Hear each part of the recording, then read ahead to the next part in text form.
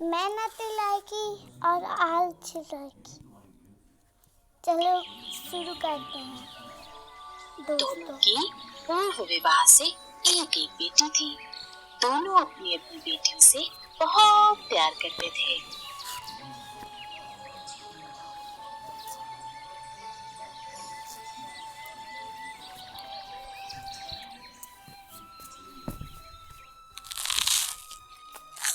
अपनी अपनी बेटी को कोई काम नहीं करने देती और उसकी हर बात मानती थी, जिससे वो बहुत आलसी हो गई थी। वहीं दूसरी तरफ पति अपनी बेटी को हमेशा दूसरों की मदद करने की शिक्षा देता।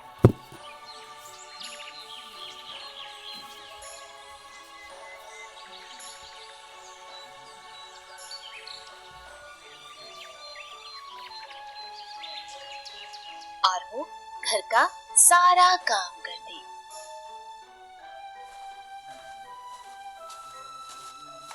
पति की धीरे धीरे तबीयत खराब हो रही थी। तभी उसकी बेटी फैसला करती है कि वो शहर जाके काम करेगी और खूब धन कमा के आएगी। पिताजी, मैं शहर जाके कुछ काम करना चाहती हूँ ताकि आपका इलाज करा सकूं। मेरी प्यारी बच्ची, तुम जो काम करो उसे हमेशा ईमानदारी और पूरे मन से करना और सबकी मदद करना। जाओ जाओ, अपनी शक्ल तभी दिखाना जब कुछ पैसा कमा लो। और बेटी चली जाती है। वह चलती रहती है मगर कुछ नहीं मिलता। 2 दिन बीत जाते हैं मगर वह चलती रहती है। तभी उसे एक भूलने वाला पेड़ पुकारता है। बच्ची, बच्ची, क्या तुम मेरी मदद करोगी? मेरी सारी सूखी टहनियों को तोड़ दोगी? इसके बदले मैं तुम्हें कुछ अच्छा दूंगा।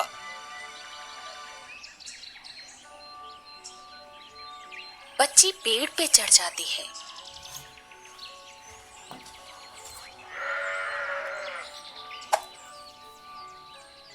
और सारी सूखी टहनियों को तोड़ देती है।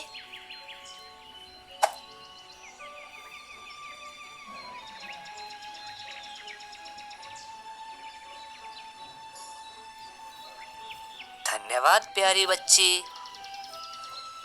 वो अब फिर आगे चलने लगती है। थोड़ी देर बाद एक कुआं आता है और वो भी उसे बुलाता है। मेरी बच्ची, क्या मेरे से कुछ पानी निकालकर मेरी गंदगी धो सकती हो? इसके बदले कुछ अच्छा कर दूंगा। वो बिना कुछ सोचे कुएं से पानी निकालती है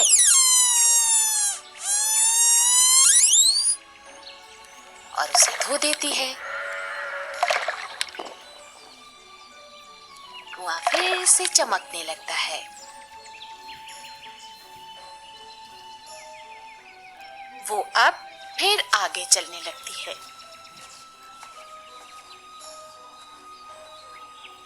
थोड़ी देर बाद उसे एक तंदूर अपने पास बुलाता है। ओ लड़की, क्या तुम मेरी मदद करोगी? मैं जगह जगह से टूट गया हूँ। क्या तुम मुझे ठीक करोगी? बदले में तुम्हें अच्छा दूंगा।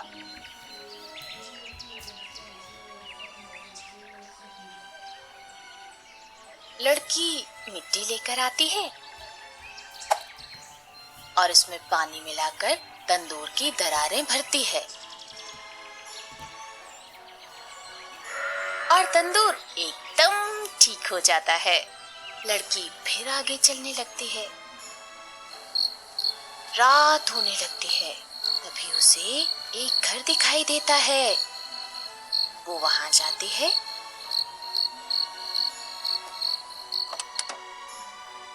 उस घर में 5 परियां रहती थीं। बाहर बहुत अंधेरा हो गया है। क्या मैं आज की रात यहाँ बिता सकती हूँ? हाँ बिल्कुल, मगर तुम यहाँ क्या करने आई हो? मैं यहाँ काम की तलाश में आई हूँ। यह बहुत अच्छी बात है। तुम यहाँ काम कर सकती हो। घर में 5 कमरे हैं, तुम्हें हर दिन 5वां कमरा छोड़कर 4 कमरों की सफाई करनी है। और याद रहे, 5वें कमरे को कभी भी भूल से भी नहीं खोलना है।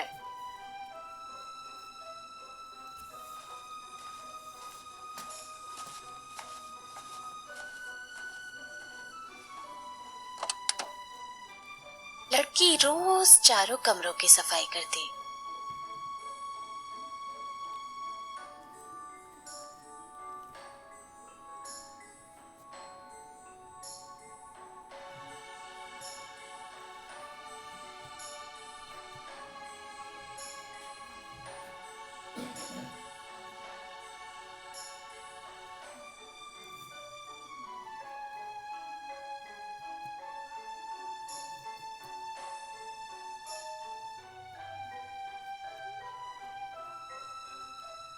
इसी तरह 1 माह बीत जाता है।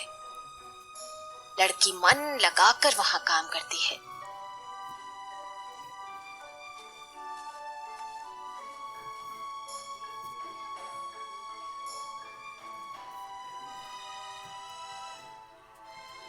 माह पूरा होने पर परियां उसे सोने के सिक्के देती हैं।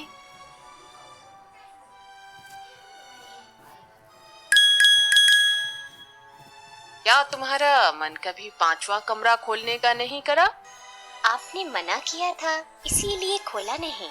मेरे पिताजी ने मुझे सिखाया है कि हमें हर काम पूरी ईमानदारी और साफ मन से करना चाहिए। परियां यह सुनकर प्रसन्न हो जाती हैं और लड़की को 5वें कमरे में लेकर जाती हैं।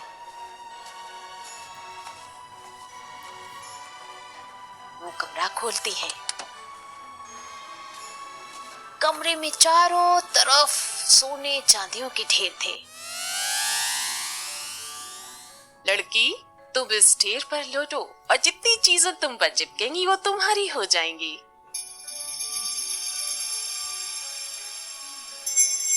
लड़की ढेर पर लौटती है और उस पर जो भी चिपकता है वह उसे लेकर वहां से चली जाती है।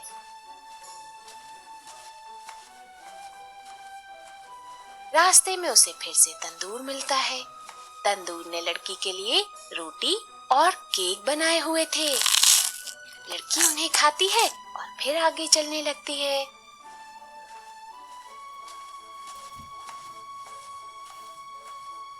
आगे चल के उसे कुआं मिलता है।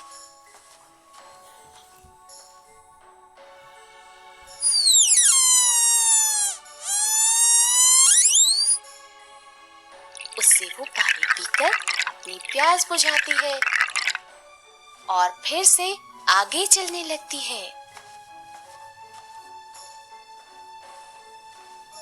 आगे उसे पेड़ मिलता है।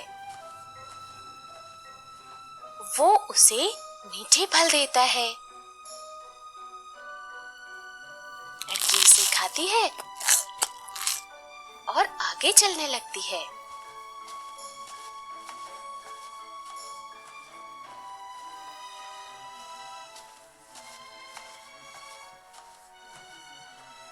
थोड़ी देर बाद वो अपने घर पहुंच जाती है। वो अपने पिता से मिलती। दोनों बहुत खुश होते हैं, लेकिन दूसरी तरफ उनकी पत्नी दुखी हो जाती है। एक मामूली सी लड़की इतना धन कहां से ला सकती है? उसके मन में लालच आ जाता है और वो अपनी आलसी बेटी को काम के लिए बाहर भेजती है।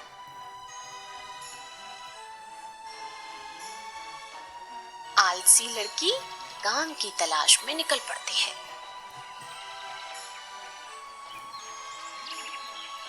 रास्ते में उससे जो भी मदद मांगता है वो उसे इनकार कर देती है। पहले पेड़,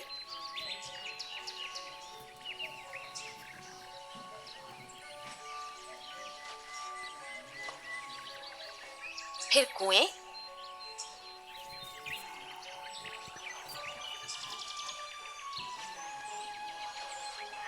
और फिर तंदूर को।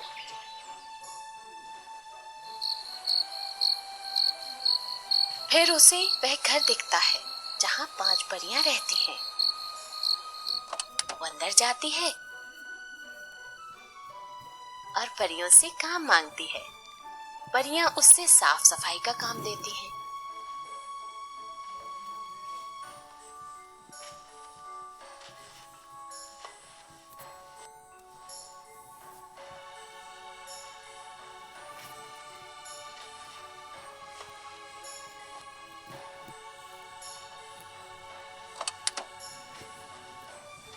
लेकिन आलस के कारण वो कोई काम ठीक से नहीं कर पाती।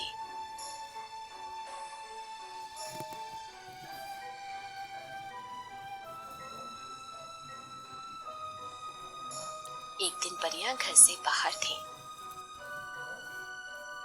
और आलसी लड़की को 5वें कमरे में क्या है ये जानने की उत्सुकता थी। वो वहां जाती है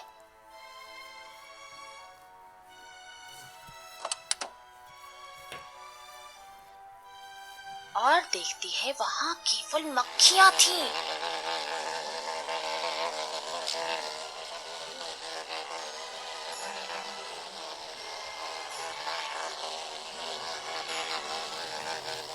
और मक्खियां उसे काट लेती हैं। वह परियों के आने का इंतजार भी नहीं करती और वहां से भाग जाती है।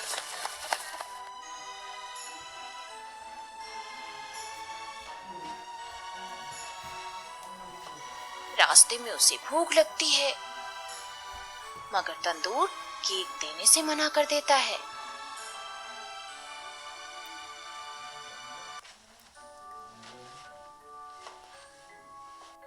कुआं पानी देने से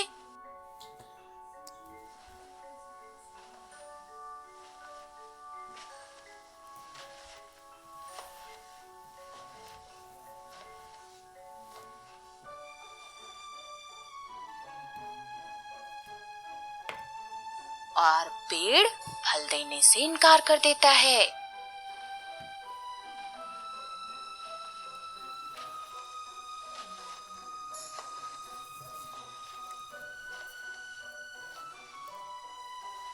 आलसी लड़की थकी और जख्मी हालत में घर पहुंचती है जहां उसकी माँ सोने और चांदी का इंतजार कर रही थी। अपनी बेटी की हालत देखकर निराश हो जाती है। देख लिया आलस का नतीजा। सही नीयत, ईमानदारी और परिश्रम ही किसी इंसान को सफलता दिलाती है। ये कहकर वह दोनों को वहां से चले जाने को कहता है।